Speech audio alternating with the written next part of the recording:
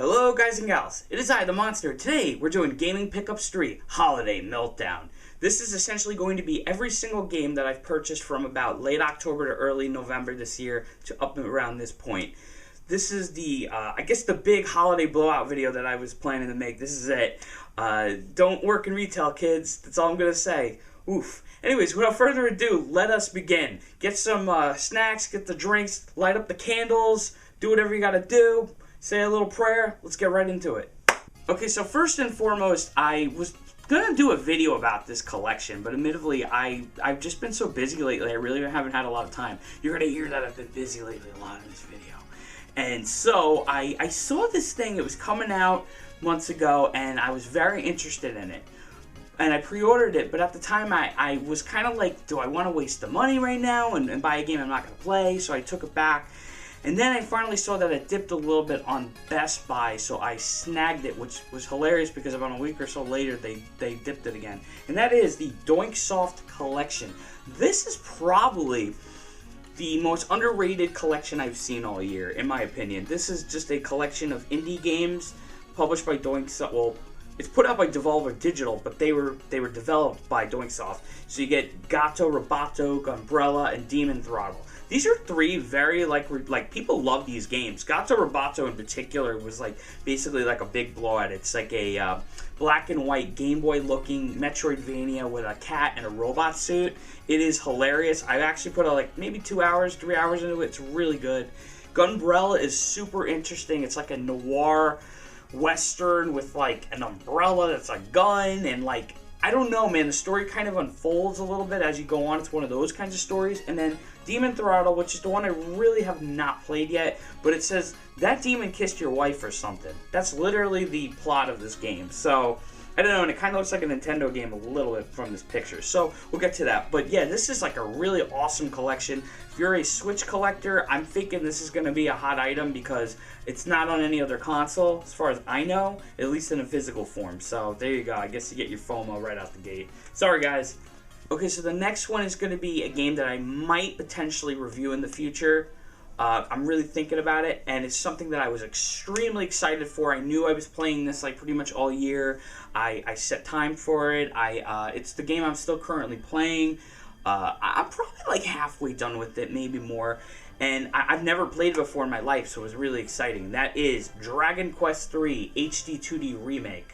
Again, weird title, but this is basically a remake of one of the most beloved games of all time, at least in Japan, Dragon Quest III. This is the beginning of the Urgic trilogy. They also announced they're going to do parts 2 and 1 next year, so I'm very excited. But man, oh man, this is just a fantastic remake. I'm really enjoying it. I'm having a lot of fun with it. And for me, it's really delivering on what they were trying to accomplish. It's very simple, but it's also very hardcore. It's very chill. There's definitely some moments where you'll stress out because you don't have certain amounts of items or money to like survive a fight. But it's good, man. I'm really digging it. There's definitely some quality of life here. And again, I might review it, so I don't know yet if I'm like going to talk a lot about it in this video. But this one, I really like. I was going to get it on the PlayStation, but I really just decided to get it on the Switch because I could play it sometimes on like during work and stuff. So yeah, Dragon Quest 3.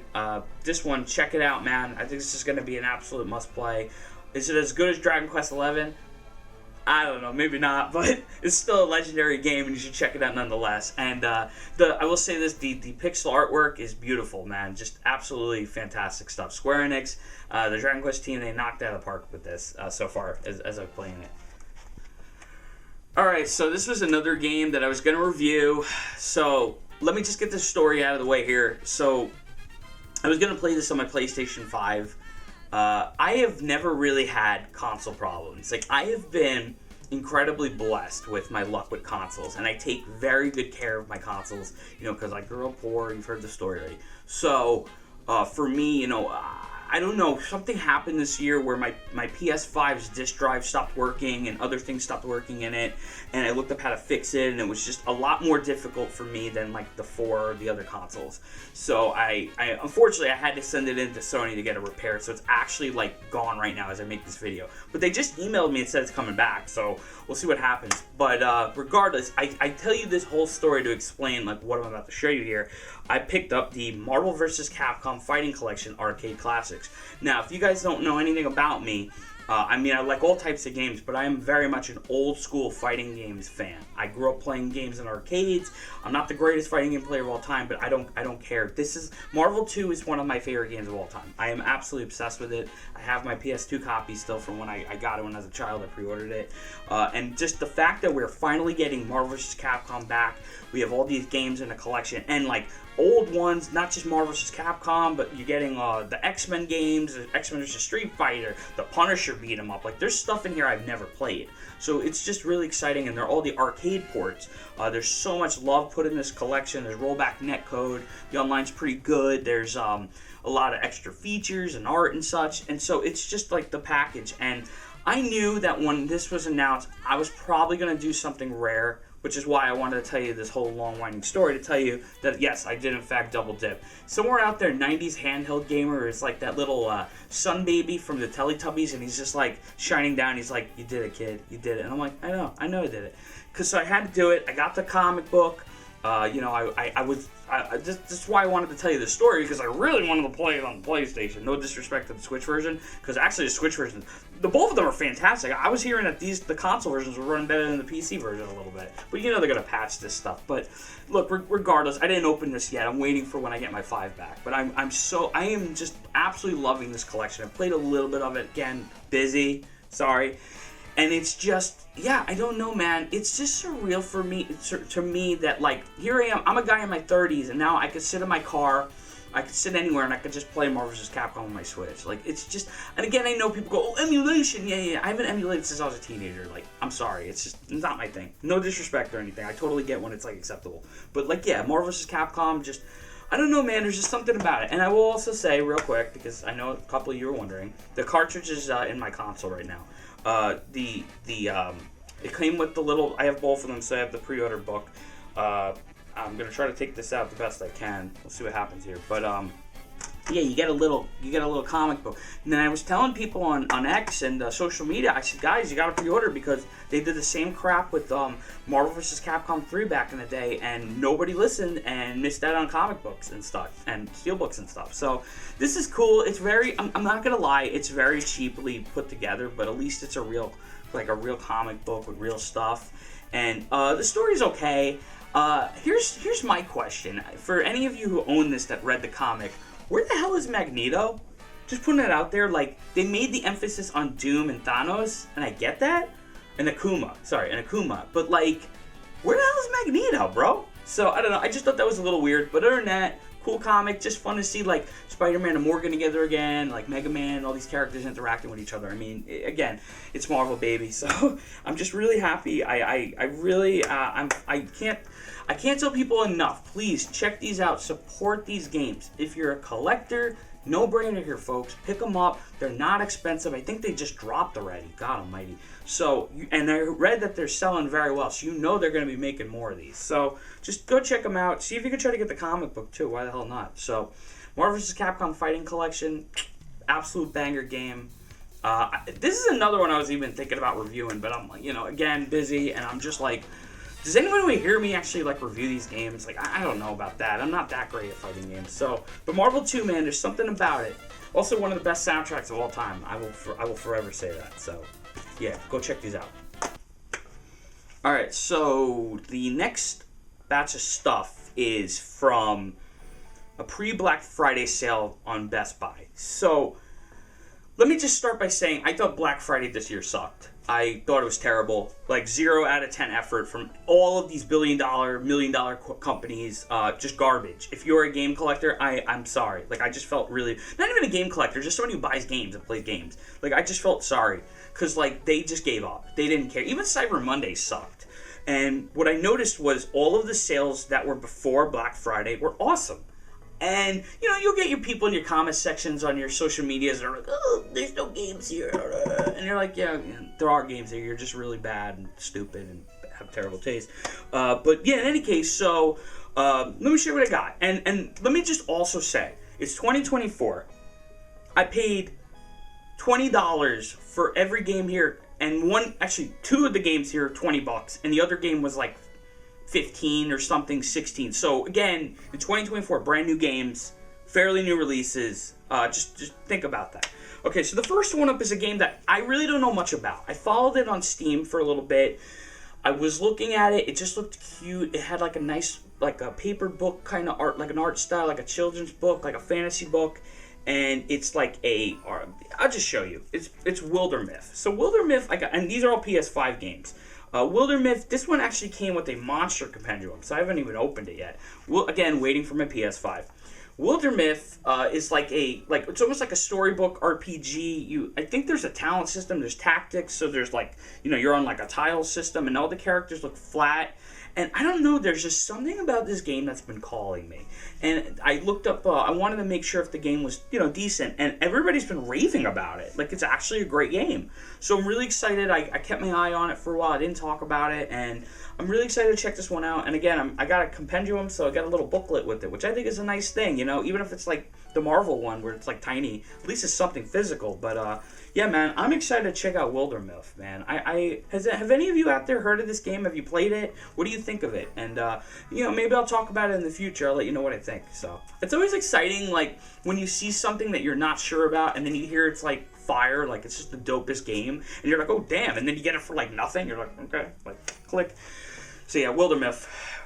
Alright, so the next one is an OG classic. I absolutely love this franchise, and admittedly, I think a lot of us, let's be real here, I think a lot of us haven't played through all of these, and that is the Tomb Raider 1 through 3 Remastered. If you hear a clink, that's my disc in the box that's loose, because all these guys, for some reason, when they send the games, they don't put anything around them, so the discs come out. It's driving me nuts lately. Maybe I'm just finally getting old. But Tomb Raider 1 through 3 Remastered, this is done by Asper, who also just did, or Spire, excuse me, they just did Soul Reaver, which I'm going to wait for a physical for that. I loved those games growing up. I love those, so I've never really played through those either. But Tomb Raider 1 through 3 Remastered, I just have a lot of memories of playing these at my cousin's house, and I remember the dinosaur and like just the puzzles, and I heard this was very good. I noticed a lot of people around me are picking this up. A lot of YouTubers I watch are picking this one up. And, again, $20. I said, what the hell? And, I just want to check it out. If I can even just play through the first or second game, I'm a happy guy. Like, honestly, then I get my money's worth. So, just want something to play old school. I love Tomb Raider. I hope when they bring Tomb Raider back, it's, like, really great. Because I really did not like the last game in that newer trilogy. I loved the first two of those, but I really was not a fan of the third game. So, yeah, Tomb Raider 1 through 3 Remastered, and I think they're doing 4 through 6 or something, which I have no experience with whatsoever. So honestly, that might be something I might be interested to down the line. But I love that they're doing these collections like this, and they're still doing it physical, and they're actually doing well. Like, people like them, so that's exciting, man. It's pretty exciting stuff. So this one, I have been trying to get this nonstop. Every time Walmart drops this game to like nothing, it sells out instantly. I'm starting to think it's like a pyramid scheme or something to get people like me to click on the links and do all that jazz.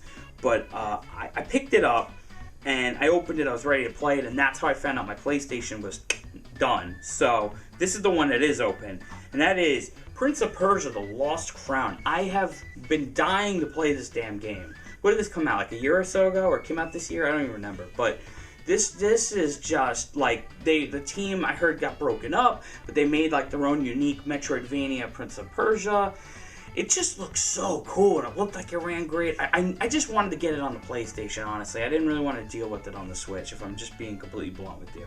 I know it runs well on the Switch, but I don't know, man. Something about it that's been calling to me. There's a little code in here for something. I won't show you that. But, I've heard nothing but great stuff about this game, and I wanted to check it out. And, unfortunately I can't play it at this moment, but I will. And I am excited. I just know people were, like, very mad when they dismantled that development team, and it's just weird to me, man. Like, I don't mean to get preachy, but, like, I've said it before in, like, even my Astrobot review, like, we really need more little games and weird things and spin-off, like, just weird stuff, smaller games. Like, there is such a space for it right now in gaming, and I think it's very sad to see stuff like that happen. So, I paid the money. I'm probably just supporting Ubisoft at that point, right? But, I picked it up for, I think it was $15, $16, I might have said it. I don't remember how much it was. It was very cheap. So, Yeah, Prince of Persia: The Lost Crown, baby. Okay, so a lot of stuff happened after that. Like, I just started getting packages from things that I ordered months and months ago. This one, I'm going to try not to show any addresses or anything for it. This one, yeah, okay, this is the one I thought it was. This is the one where, like, I need to tell you a story. So, when I was a kid, I used to go to this mall by my house and my father a lot, this small mall. And they knew us. I've maybe talked about this in one video 100 years ago. And they knew us at some point because we kept going. And the KB toys in there, the little KB toys in there, always had this PlayStation 1 kiosk. And I always was obsessed with playing this game. And it became this weird obsession where I had to play it. It was like a tradition every time I was there. And I wanted this game, but it became like a rare game, and it became difficult, and I didn't have a PlayStation until later on in my life. And then Limited Run Games out of nowhere was just like, yo dog, we're doing this game. It's a special version of it, and we're going to do physicals. And I was like, I have to get it. Like, if I don't get this, I'm going to be very mad at myself. And I have this funny suspicion that they're not going to make more of these with another third-party company. So, that being said, I want to say this came in November. It was supposed to come this month, in December. And that is Tomba Special Edition. I saw, like, shout outs to the Mad Belmont. I watched his video because he got a code. And I kind of teased that I was probably going to get this, and I was going to get it. Tomba, man, this is just like one of those iconic early PlayStation games. It's made by the guy who created Ghosts and Goblins, and I just love the platforming in this, the style, the music. This is like, to me, like when they did, years ago, they did a PlayStation All-Stars game. This was a character that I actually was like thinking would have gotten in that game. But I just love it. I love the environment. I love this whole vibe. I am just so happy that I have this. I cannot wait to play through it and actually like enjoy it. And I saw that Whoopee Camp, the guys that made this game, they did like a doc thing on here for like, you know, like videos, so you get to learn about the development. And I saw that they're doing Tomba 2, so you know I'm going to get Tomba 2. I mean, these games have been very pricey for a long time, so it's about damn time. I also read that these versions have been, this special edition has been pretty good, so I'm good with it. You know, I'm excited to check it out and see what's going on with it. And yeah, I just can't believe I own a copy of Tomba. I had to get it on PlayStation. I think it's really cool that it came to all of the consoles and such, but it's just such a like Sony thing in my head. I know that's crazy to say that, but I have a funny feeling I'm not the only one that feels this way. And yeah, I am really, God, can we get the Gex collection already, please? Like, stop teasing it. They're like, oh, it's coming out next year now. If they announce a Gex version with a Gex collection with a figurine, your boy is screwed, guys. I need a Gex figure. How do we talk about Gex? I'm sorry. Okay, so the next one is admittedly a last-minute Black Friday or after Black Friday deal. I don't remember, man. It was a haze. But I've seen this game drop, and every time it drops, I'm about to buy it, and then they remove the deal or something happens, and I can never get it. So I wanted to, you know, I've just been waiting, and then it finally really dropped. It dropped to $20, and I said, screw it. I just no brain. I just bought it. Like, didn't even think about it. Picked it up, and this is a game that I've been wanting to play since they announced it. It's based on a manga that I grew up reading when I was a kid, and we'll get right into it. And that is Sandland. So, Sandland was $20. Okay, so here's the story here. Sandland, I love this manga growing up. This is a manga that was written by Akira Toriyama after the original run of Dragon Ball Z. He was like frustrated, he was kind of tanked, so he wrote this very like punk rock manga about humans and demons living in the desert, and like, you know, they needed to get water, and this whole storyline about finding water and, you know, humanity and all that jazz, good and evil. I loved it. I feel like I was the only dude that read this damn book. I was obsessed with it. You know, now here we are years later, 20 years or whatever it is years later, I don't even know at this point. I used to read in Shonen Jump, OG Shonen Jump, and I'm thinking to myself, like, this is it. They're never going to do anything with this property. And then they announce a friggin' anime series. And then they announce this game. And then I'm like, what? So I knew I was picking them up. I'm almost done with the anime. I admittedly am like at the end. It's almost like I don't want to finish it. The anime adds the original manga and then like new stuff. And I love the new stuff actually a lot. And this game is all of that. And I played the demo, and the demo is not great, but there was something weird about the demo where the demo gave you the freedom to roam. It's not a good demo. And you kept roaming, and you're like, there's a lot going on with this game. There's skill trees. There's a whole bunch of different things, like different tanks and a mech and a bike. And you're like, what's going on here? And there's all these different things. And it turns out that a lot of people are saying the same thing. A lot of my favorite YouTubers are saying it, that it's like a cult game. And I was like, oh, good, this is all me. So picking this up, I knew I'm gonna play through it. I have a feeling I'm gonna love this game. I know that they say their dialogue a million times over and over again, but like I could ignore that. I love Sandland. Listen, if I could recommend anything, I'm not a big anime guy right now. I mean, I love anime and respect it, but it's not something I'm like jumping at except for video games. I would tell you wholeheartedly, watch or read Sandland. Sandland just rules, and this is one of the last things that Toriyama ever worked on. So rest in peace, Toriyama. I'm gonna play this. I can't wait. I'm excited. The Beelzebub dude, just an awesome character. Just check it out, man. Just great stuff. And if you like Mad Max, I feel like you'd love this too. So, just putting it out there. Sandland, PS5, baby. Alright, we're down to the last two games, so just gonna skip story time, I guess. Okay, so this one I got off Amazon as well. There wasn't a deal. I pre-ordered it because I knew it was going to be my birthday gift. My birthday's coming up. So I just knew I was picking it up. I've heard about it about a year or so ago. It came to mobile. I knew that the creator of Final Fantasy made this game. It looked beautiful. There was something about it that was calling to me. Because if you guys don't know, I have not really played a lot of Final Fantasy games. And that is Fantasia Neo Dimension. Again, another loose disc. I'm a little pissed about it. But I have heard this game is an absolute gem. It's like an old school JRPG. There's like a line system. There's a system where you can bag a bunch of enemies and hold out and then get like double the XP or something. I just love the thing that really sold me is as a washed up visual art major guy. I love that they use real life models for all the backgrounds. I actually love the character design. I don't know. I know people were complaining that the main dude looks very feminine or whatever, but like I actually think all these characters look awesome. I don't know. Maybe I'm going crazy. And I saw there's like this storyline with like mechs and robots, and I just love the way the game looks. I'm really excited to check it out. And I've been watching people play it on streams, and they're having a blast. Like, I don't know, man, it just looks chill, and I don't think it's that long of a game, so that's nice. This is definitely going to be something I get to very soon as this damn PS5 comes back. But yeah, Fantasia Neo Dimension. Are any of you picking this up? I just feel like this is going to have a cult following or something, or like kind of like Sandland, and it's gonna be like a slow sleeper kind of hit. And I don't know if they're making a lot of copies of this. I hate FOMO with a burning passion, y'all. I really do. But like I am kind of like wondering about it if they're gonna make more of these because it blew up, And we'll see what happens. Maybe they'll have a new franchise out of their hands. But if you like old school RPGs, JRPGs, this is the one to have. Also, there's a whole bunch of old Final Fantasy music that you could just toggle in this game. So if you're into that stuff too, it's here. So yeah, Fantasia Neo Dimension. The last game that I'm going to show is a game that I legitimately thought got lost. I ordered this thing around the time of like a Labor Day sale. Shoutouts to Phil One Up Collects. Is that his name? Phil One Up. And he posted like a sale the PlayAsia had. And I knew I was getting this game, but I didn't know if I was going to get it through a limited run or if I was going to do it through Asia.